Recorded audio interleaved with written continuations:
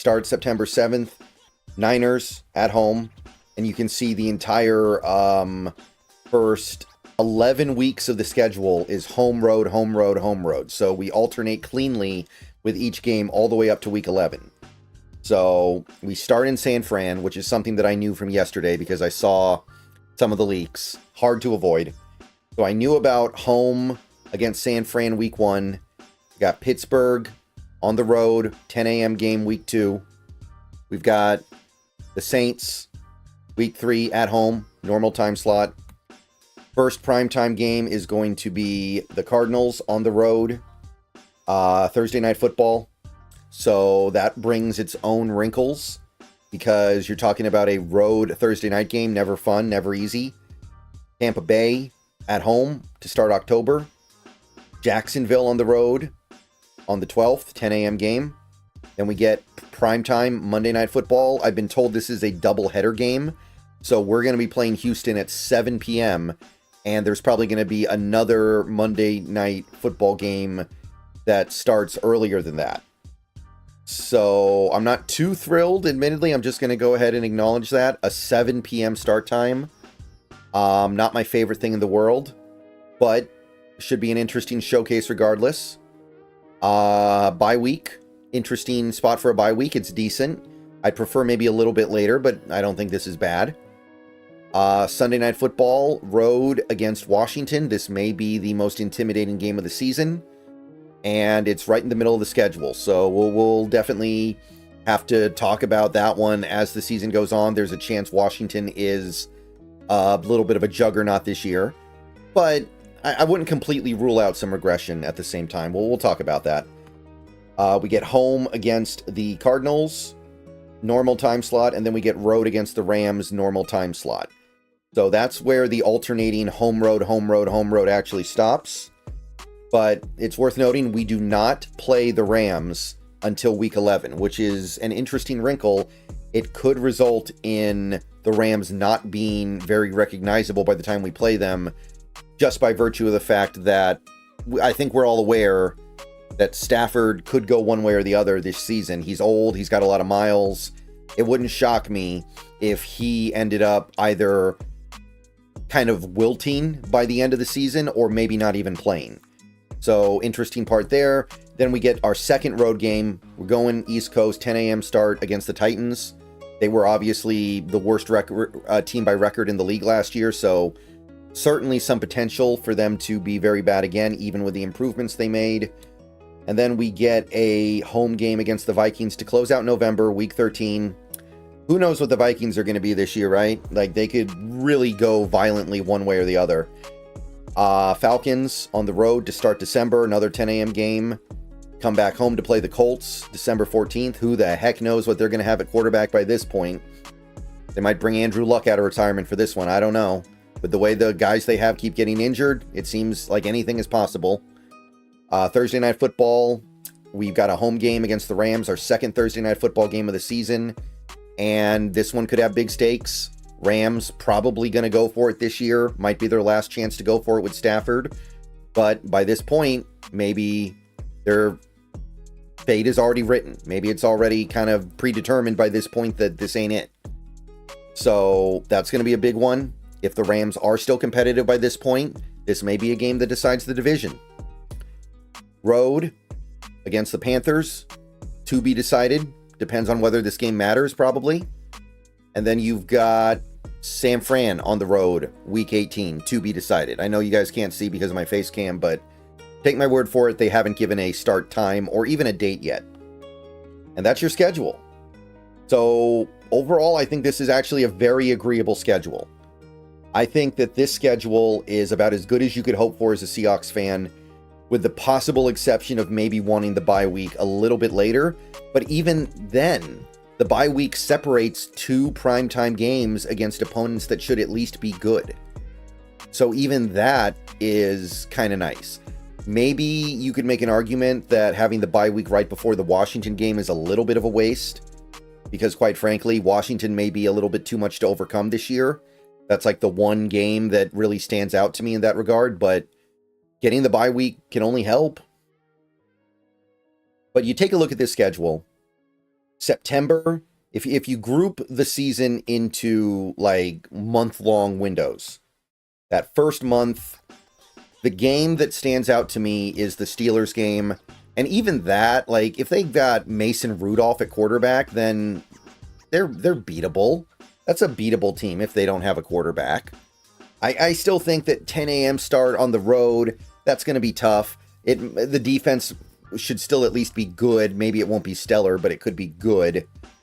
I do suppose that there is some scenario where Pittsburgh isn't intimidating this year, but I suspect that they'll be good enough to be a problem on the road in week 2. At least it's not later in the season when it might be really cold and windy and snowy and all that. But other than that, I'm looking at home against San Fran, probably no Brandon Ayuk. I'm looking at the Saints, who don't have a quarterback, and I'm looking at the Cardinals, who, look, Thursday night football on the road isn't fun, but at the same time, that Cardinals team, I think, is probably going to be just okay again this year. That's a team that we've beaten 7 times in a row. I'm not worried about them. I'm aware of the possibility of losing, but overall, it's a really nice September. The only game that really kind of immediately jumps out to me is just that one, it may not be your day game, would be the Pittsburgh game. And then you go to October. Well, you've got 2 games against good teams, although watch out for Tampa Bay declining without Cohen. Liam Cohen was a big loss. But you've got 2 games against good teams, but both of the good teams you play are at home.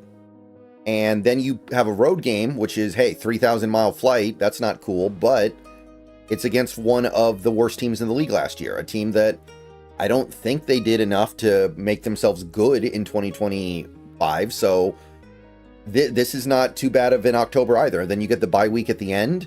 Like, your tough game in this bunch is probably Tampa Bay. I think it's Tampa Bay. Some would argue Houston, but I think that's your tough October game, really.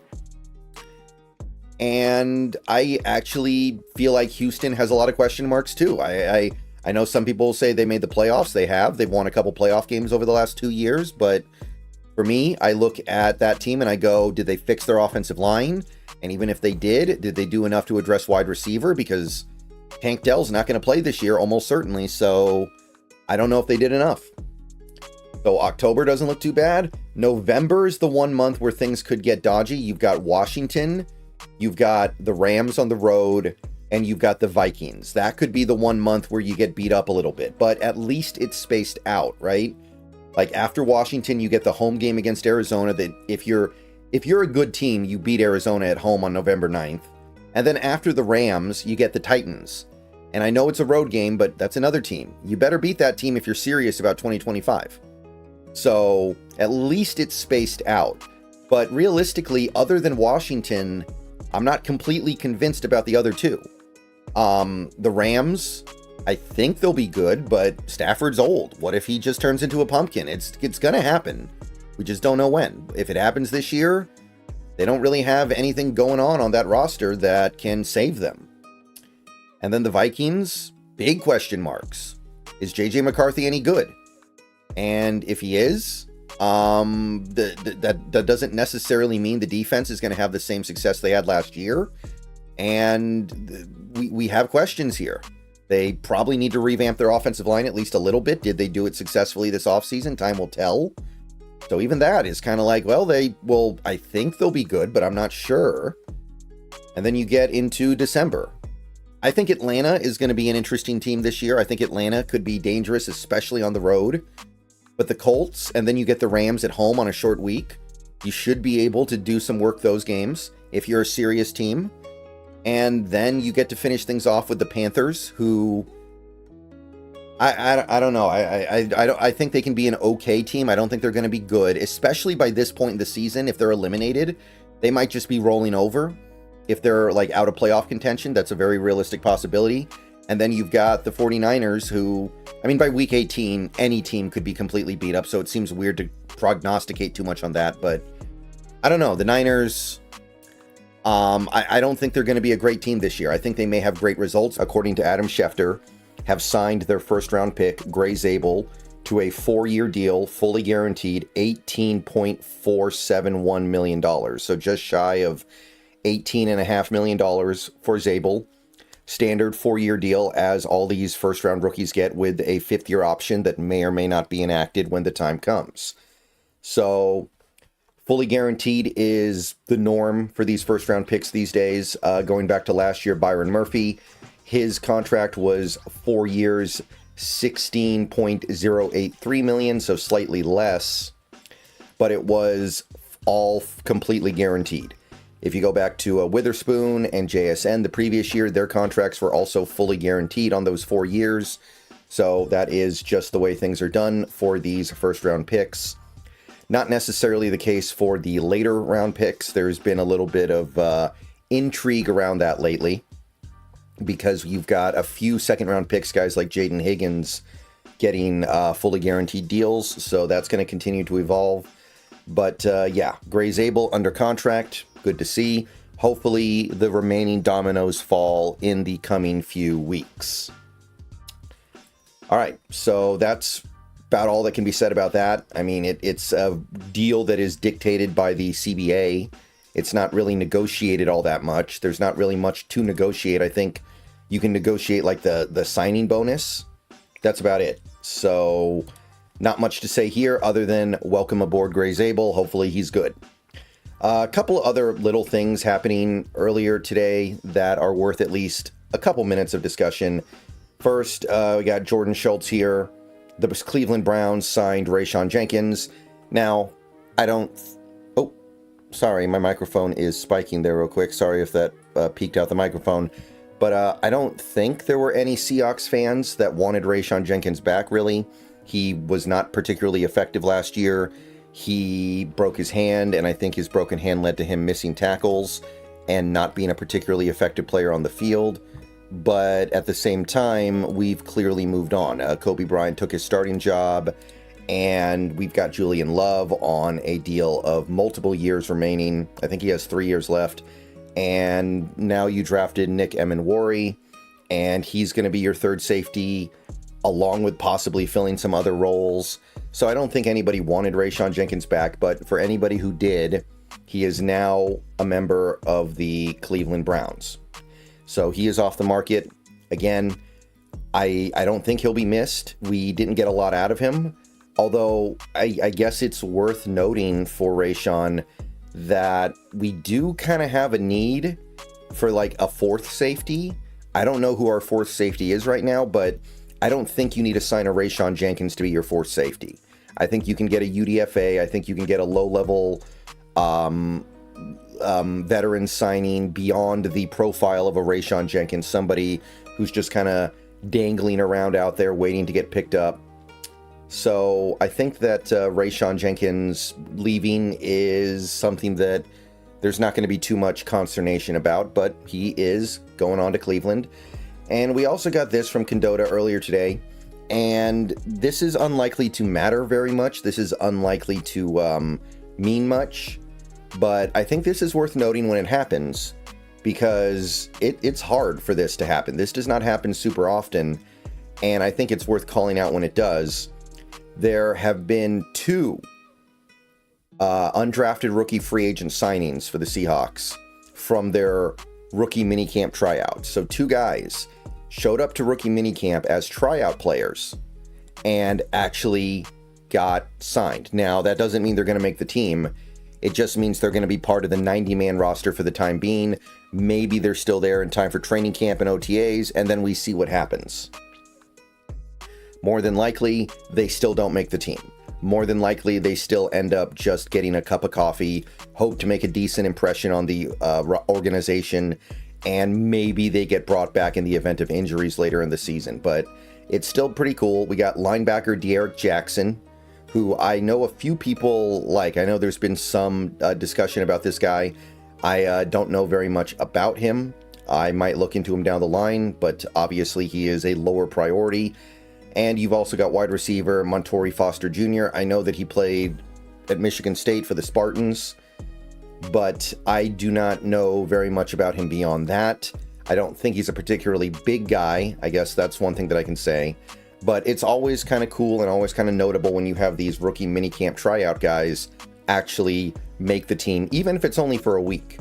even if they're out of here in a week because we signed somebody else and had to push them off, still shows something about them that's good.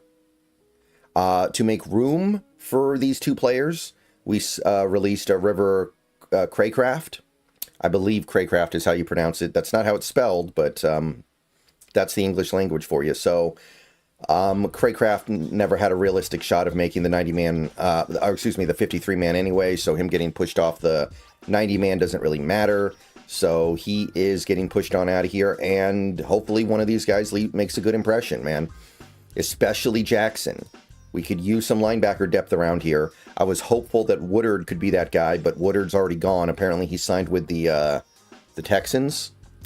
And there was also there was another linebacker who I think got released already as well. So we're trying to find people. But it'd be nice to have a happy accident at a position like linebacker. Not because we need a starter, luckily. That would be unreasonable, but just somebody that can be capable depth and contribute on special teams would be nice. The 2025 Seattle Seahawks schedule is finally out. And just as fans started circling big matchups, the front office made headlines again. This time, they've locked in their biggest rookie contract. Today's video breaks down what lies ahead for the Seahawks this season and why Gray-Zabel's signing might just be the most important move of the offseason. The Seahawks open their 2025 campaign against a familiar foe, the San Francisco 49ers. That's right, Week 1, home turf, and NFC West drama right from the jump. This is kind of a test. After all the roster changes, and starting strong here determines the future of the team in the season. Week 2 was even juicier. They travel to Pittsburgh to face the Steelers. But why does that matter? Well, because DK Metcalf will be on the opposite sideline. The former Seahawk got traded in March, and this will be his first shot to prove Seattle made a mistake. Are you ready for some fireworks? And it doesn't stop there. Week 12 features a clash against the Tennessee Titans, where Tyler Lockett now plays. It's a reunion season, and only emotion won't keep Seahawks surviving. In terms of primetime games, the Seahawks have 4. One of them is a Monday Night Football game against the Houston Texans on October 20th. However, there's a twist. This time, it's ESPN Plus exclusive. That said, it's a streaming-only showcase which tells you just how much the NFL is changing. From a logistics standpoint, the schedule is brutal. Analysts believe Seattle will cover some of the highest air miles in the league, including 6 cross-country trips. Generally, that much travel makes teams tired, especially when 5 of the final 8 games are on the road.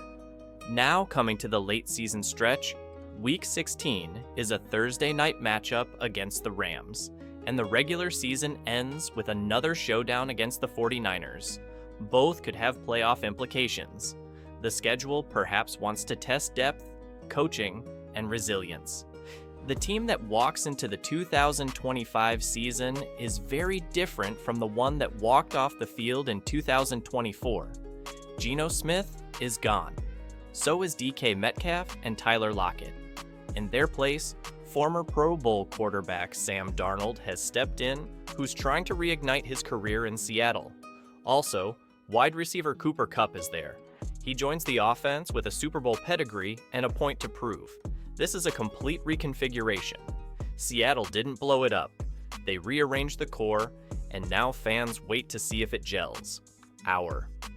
That's rare explosiveness and coordination for a lineman, indeed.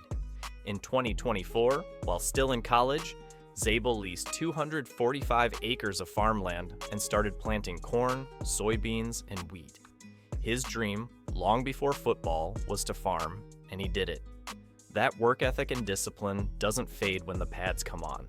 Coaches love him because he's grounded, and teammates respect him because he listens more than he talks. He's expected to compete for a starting role right away. Left guard or right tackle, they're not locking him in yet. However, don't be surprised if he starts week 1.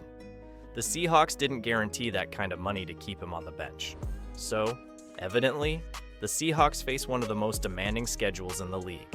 They've said goodbye to core veterans, added proven playmakers, and bet big on a small school offensive lineman with a farmer's grit and a quarterback's feet. This season, we'll ask questions, and fans will soon find out if Seattle has the answers. Now over to you. What's the matchup you're most hyped for? And should Zabel be a day one starter? Drop it in the comments. Stay tuned and subscribe.